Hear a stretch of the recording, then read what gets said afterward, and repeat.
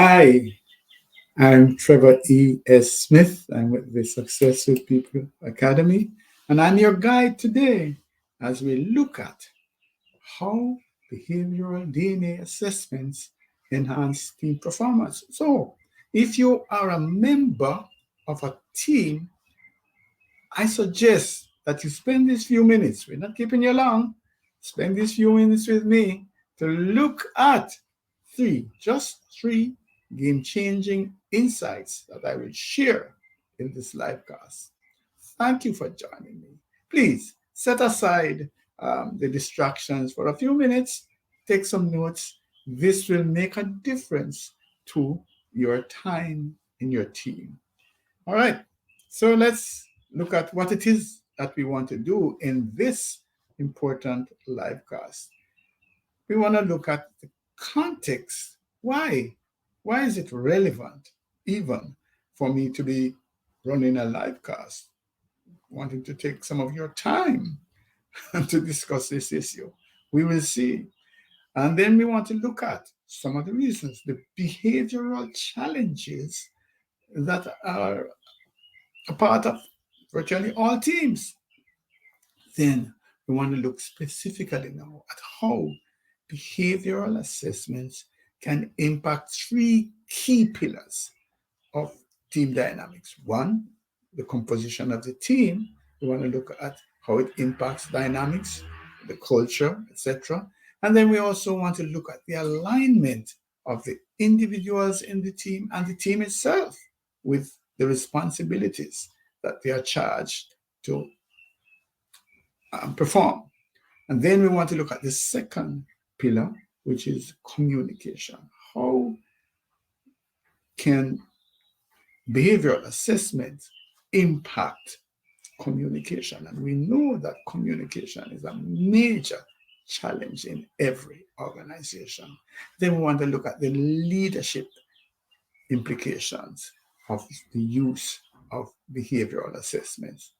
We wanted us to let you know that this is a live chat. We can't speak, but you can in fact type in the question and answer. There's a chat feature, and I will take care to look from time to time in the chat if you have a question or a comment. So let's go. What's the context? Imagine if you were working in a team in which the members speak a different language. All of them speak different languages, and there's obviously confusion and perplexity as to what is going on because nobody understands the others. What would communication be like, and what would be its impact on productivity and performance? So that slide sounds like an outlying question, but in truth and in fact, miscommunication is taking place right now in many teams. Hopefully not yours, but we have people, as I like to say, speaking Swahili to someone who only speaks Greek or Chinese. That's happening right now in many organizations. And so there is conflict, there's misunderstanding, and of course, that impacts the whole dynamics of the team. So the question that I would ask is, would you agree that many issues that arise in teams can be traced back to communication challenges? Is that something that we can agree on? That communication challenges could be at the core of many of the issues that arise in our teams. And so we want to look at another issue, is that we can agree, hopefully, that people process information. We all process information, actions, and situations differently using our own unique behavioral, I call it the behavioral algorithm. People now better understand algorithms and so on. So the whole, what are the processing system? How do we process information coming in? And we all process information in different ways. And That is where the challenge is, because the same information is put on the table, but many of us see it from a different perspective, understand it differently. I speak to John in this way, make the same statement with the same body language, hopefully, and it goes across well. I do it with Mary or with Tom, and it doesn't go across so well. And so that is the challenge. What if we could find a mechanism then to better understand the dynamics, the algorithm, that processing system that individuals use to process incoming information?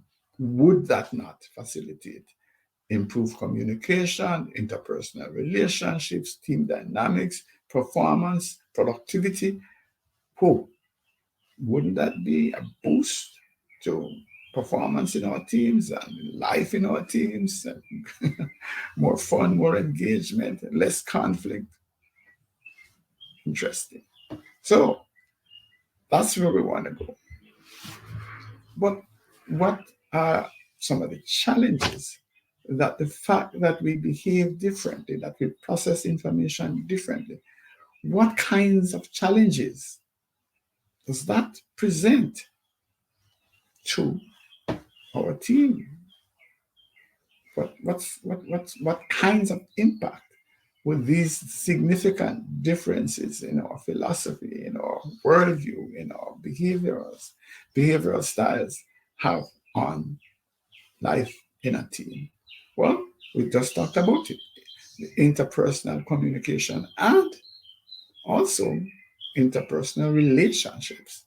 So the whole team dynamics, how the team functions, how it sees itself, how connected we are, what kind of team spirit we are, what kind of culture. All of that is impacted by our different perspectives, our different approaches to navigating through life. Then there are the vexed issues of giving and receiving instructions. I can't give instructions in the same way to all of my team members. I have a challenge giving feedback to some of my team members. I have to be careful. What about change? Some of our team members are not as ready for change as others who want to lead the change, and we have to restrain. And then the whole question of resilience. When an issue comes up, some team members are throwing up their hands and, oh, this is a crisis. Some are doubling down and saying, let's get this sorted out. What about the future readiness? Are there visionaries in the team? Or are there those who are saying, let's double down on what it is that we do and do it well? All those things create challenges in our teams. Then, role fit. Are we aligned to our tasks? Yeah, those are questions that we have to ask. Are we in a situation where there are square pegs in round holes? That's a question happens.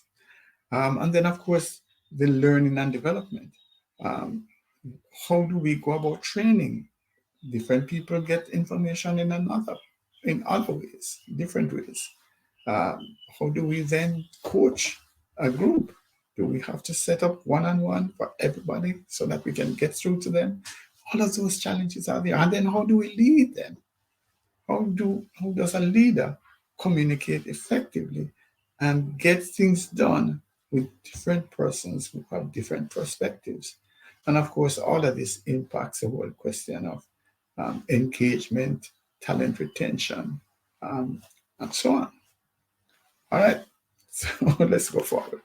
So let us look at the first way in which behavioral assessments can positively impact and improve performance in teams. So many of us don't have any control really over the composition of our teams.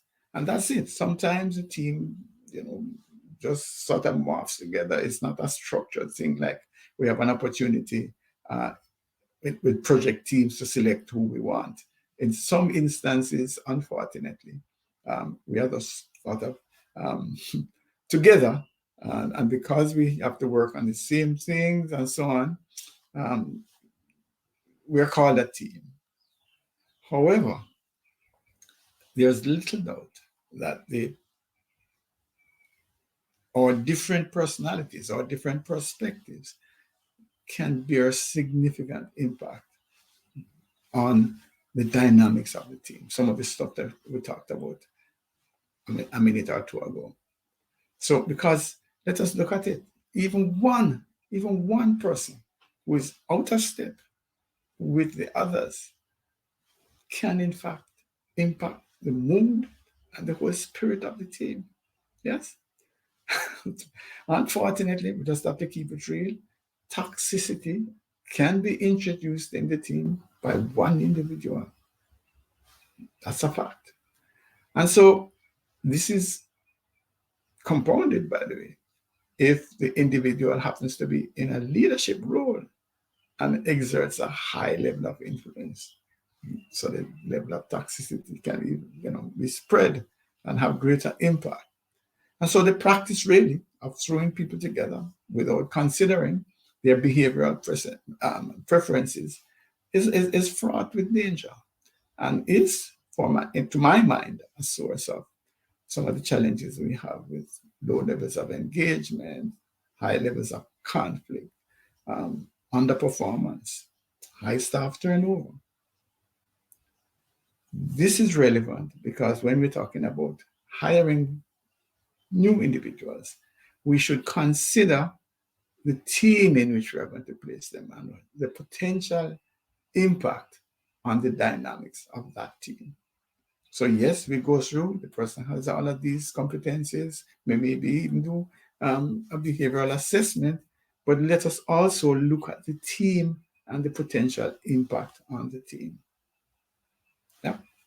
Okay, so that's one way. So in my work with teams, here is a extended disc team up. This is the extended disc diamond, and the individuals, as you can see, are placed on the diamond. And when I put up this, what we call a name up, I can stand at the back of the room and watch as individuals.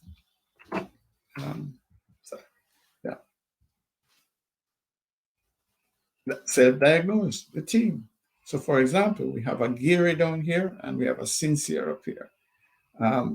When they see the map, they quickly understand, that is why we have so many challenges understanding each other, seeing things from the same perspective.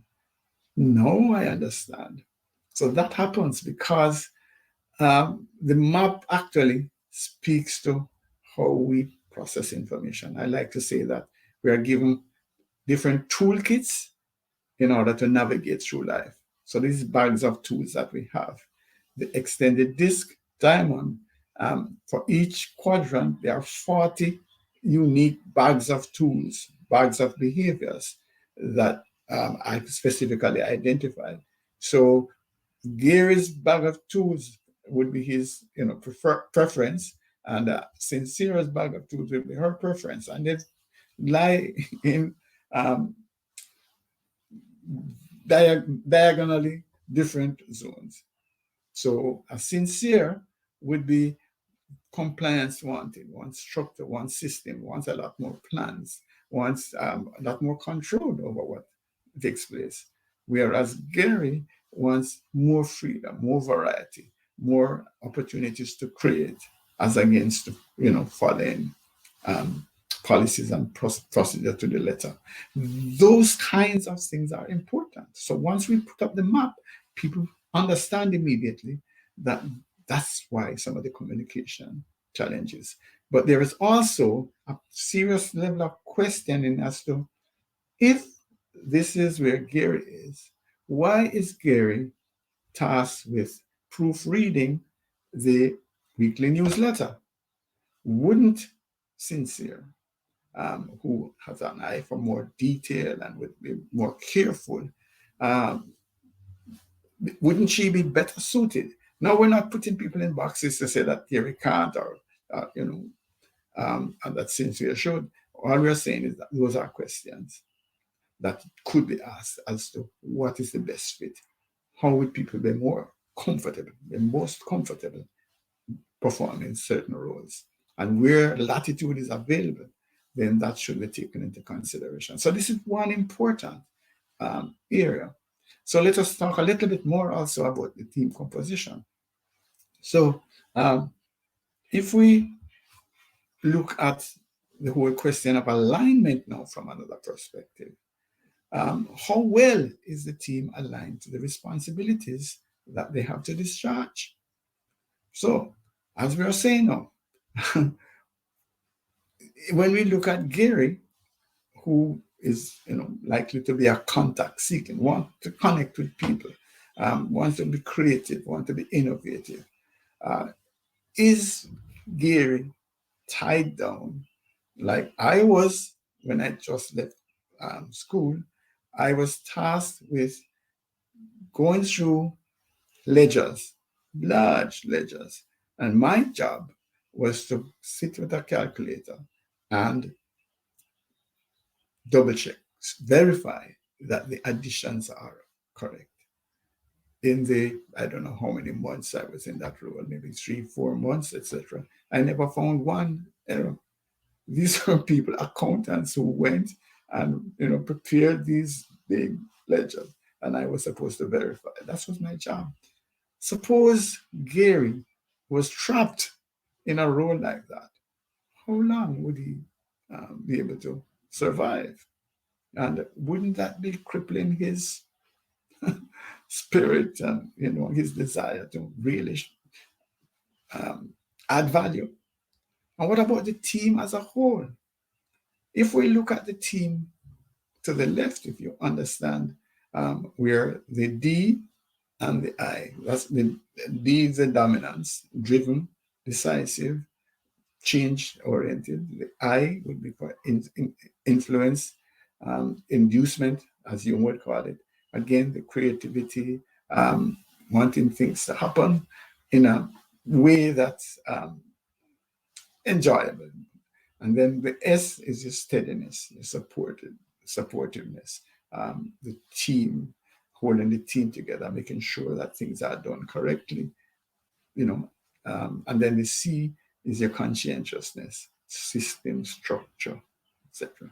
So the left side, the C and the S, which is heavily predominant in the map that we're looking at, the team that we're looking at. What would you think if this was a map of the executive team of your new company that wanted to go out and challenge TikTok and Instagram? Would you be very confident? I'm not saying they can't. Remember, these maps do not speak to can do or can't do. It just speaks to the amount of energy and the amount of focus that individuals would have to put in place when they are in roles that do not come naturally to them. So as a coach, I would want to look at this team and to say, okay, this is the team you have. I would want to coach them in things like change management, in things like resilience, innovation, creativity, how to disrupt, basically, and how to defend yourself against disruptive elements. That's basically because the left side, the C and the S, would be more focused on structure plans, making sure that things are done efficiently, quality control, keeping clients happy, etc. All of that. But some of that breakthrough thinking, that visionary thought, that risk, the non-risk aversion approaches, that would be your right side. And this team is not heavily laden in that area. That's the kind of thing that we can talk about when we have the data, when we have the objective analyses before us. All right. So that's your team analysis and your team coaching, if you will, in terms of the composition. So one of my assignments, let me give you a practical example. Years ago, I was engaged by a financial institution who wanted us to work with the bank managers. The challenge was that for a long time, the regulatory authorities had imposed all sorts of conditions that made it challenging for banks to extend new loans. You basically had to have the cash collateral before you could get a loan. And so, what bank managers did at that time was to make sure that they avoid, bad debts and move on to other aspects of the business. Then the restrictions were lifted. And now the bank managers were in a very competitive environment. All the institutions now, saw the opportunity to have get new revenue. And so they were aggressively going after clients. It means now that you would have to go on a farm, for example, and risk stepping in things that you didn't want to step into. And so that is our task, to find out um, how these managers could actually transition from cloaked in their office doing, basically administrative things to actively going out. And some of the managers, especially those in the blue zone, the C zone, didn't make it. They just thought that, that's selling and that's not my bag. So again, that's critical for us to understand behavioral styles and to look at the operating environment to see what it is that we need to do in order to achieve success. So that goes then to hiring, because the case study that I mentioned with the bank managers points out how important it is to have a role fit, that if then the financial institution was hiring a manager, they would have to hire a different perspective, a different kind of manager, someone who would be more oriented to sales, as against someone who was more administrative. So the question then is, would you like to be forced to use your left hand if you're a right-handed person all day at work? Unfortunately, many persons are suffering that fate behaviorally, where they are forced to behave in ways that are not comfortable for them. You know, an example I use, and it's a practical example, is someone, for example, that we would say who has a high preference for use of I style behavior, wants to engage with people, wants to be a variety of activities. Consider that individual cast in the role of being at the end of the line. When you look at bottling companies, like in a rum plant, there is a huge magnifying glass at the end of the line. And the individual sits there and watches the bottles go by to see if, just by some chance, any impurities are left. So he would have to sit there for hours just watching bottles go by. Think of that. That is what we're saying. Um, we need to be able to look at the individuals and to see how they will be fit, how well they will be aligned to the tasks that you're giving them. The key would be to get the right people in the right roles and in an environment that enables them and providing them with the right style of leadership. So this map that we see here is an extract from a role fit analysis from extended disk. And we see that red or magenta zone, that's the ideal. It's a template that we would say. So if we could create somebody to do this job, this is how the person would behave. These are the behaviors that they would demonstrate. And you could see the match. The black circles or squares represent where the individual is, and the red would be the ideal. So the further to the right is what comes naturally. They don't have a problem. The further to the left is what's more challenging, takes more energy.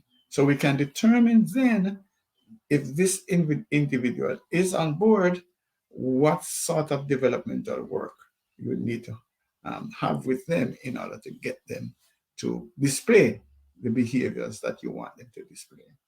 If it is a screening process, then you need to look at which areas are mission critical and to then decide what you want to do in terms of whether they can come on board or not. And then the second area, let's move the process forward here, in which discerning communication can help, would be the communication issue. Every single employee satisfaction survey comes up with communication as a challenge. Yes. So this is something that we have to look at. Let me go back there. Why is it that communication is such a big issue? It is because people are speaking different languages behaviorally. And so if we were to be able to understand them better, if we had a primer in understanding behaviors and being able to identify behaviors and to respond appropriately to behaviors, we would have a deeper appreciation for our colleagues, and we would have less conflict, and we would be able to be far more effective and productive. So that's basically one of the things that we could do, is to create, is to have, it's very quick and easy, economical, do the assessments for the team, get the team maps done, get the individuals to better understand themselves, and then we can see the dramatic change that this will have in team dynamics. And then the other one, of course, is leadership. Honestly, I feel I have a heartfelt empathy, sympathy for team leaders, especially new ones, people who are just moving into the role, who are tasked with actually giving instruction, providing leadership, giving feedback to a diverse team. And no map, there's no guide. They just have to know, I say this to Trevor, give him instructions in this way, it works. I say this to Tom, it doesn't work. Well, I need to adjust. And over time, hopefully, I get to understand. But in the interim, there's a loss of productivity, maybe relationships that are damaged for an extended period, when it is so easy to simply go get the assessment done. Everybody has clarity as to where others fall on the extended this diamond. They know then how to communicate. They know what to bypass, because this is just the person's behavioral style. Those are some of the things that we are saying, why not? Why not? Why go through the hassle of learning? I'm doing this now. Oh, it doesn't work. All right, let me try this. When in truth and in fact, in minutes literally of investment for each person, 7 to 10 minutes, they do the behavioral assessment online. We get the maps, we go. And in a morning, simply in a morning session, you could actually change the whole behavioral landscape of the organization. Put up the maps, explain the framework, the discerning communication model that we use. We explain it to people so they understand that this person might raise their voice and shout, etc. They don't really mean any more harm. That's just a way of communicating. So that's what the suggestion would be, that no team leader should be tasked to lead a team without having their behavioral map. It is really unfair, and the difference to performance and productivity will be a sea change, just simply by understanding that this is who Trevor is in terms of his behavioral preference. Not that we're going to say to you can't move, you can't do this, you can't be flexible, but at least we understand at the core what the individual would prefer in terms of their interaction, how they perceive things, how they the mindset that they have with respect to navigating through life. And that then provides a platform for communication. We also then suggest a universal language of behaviors where we speak discerning communication. That's basically the tool that we use. So that's the idea. So the bottom line then is that information from behavioral DNA assessments are, it directly impacts so many areas. It impacts communication, sure. It impacts team dynamics. It impacts role fit. It impacts giving and receiving instructions and feedback. And so issues related to the alignment of teams and their members are also clarified. So those factors go to the core of performance. And so we are suggesting that teams should incorporate access to behavioral DNA assessments for growth and development and for enhancement of their performance. It should be a no-brainer. So we're suggesting then, let's have a conversation about your team, and you can contact me at info@successwithpeople.org. And so info@successwithpeople.org, or you can send me a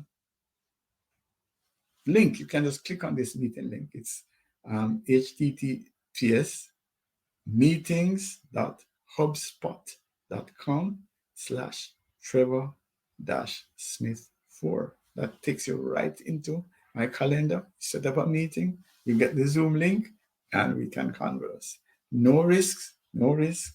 I'm suggesting take some action. Yeah, we apply a unique approach to developing high-performing teams and their leaders.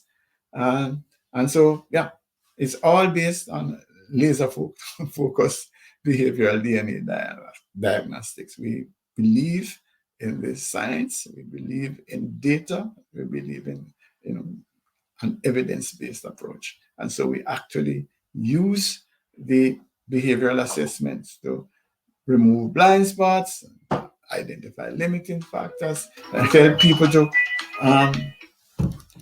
function more effectively from their behavioral perspective. So let's talk. Send me an email at info@successwithpeople.org, and let's see how we can accelerate growth in your team. Let me just check the chat if there are some comments. All right. So, okay, there's a love sign here, which seem to be good. So, Colin. All right. I think that was earlier in terms of how we select and how we have people come in the team. But thanks, Colin. And I'm getting to it a little late, so I'm not exactly sure the context. If you want to identify more closely the context, Colin, you have time. You can put it in the chat. But I'm suggesting that we have the conversation. There's no cost. Just send me the email, set up a time, and we can just discuss how we go about it. Is this different? Is this the same? What kinds of results can you expect? What kind of investment can you expect? And we can move the process from there. I want to thank you again for your time. We respect it and value it. And we strive really to present information that's different, information that's helpful. And so we really appreciate your spending time with us in our live cast on a Friday. Thank you, and all the best.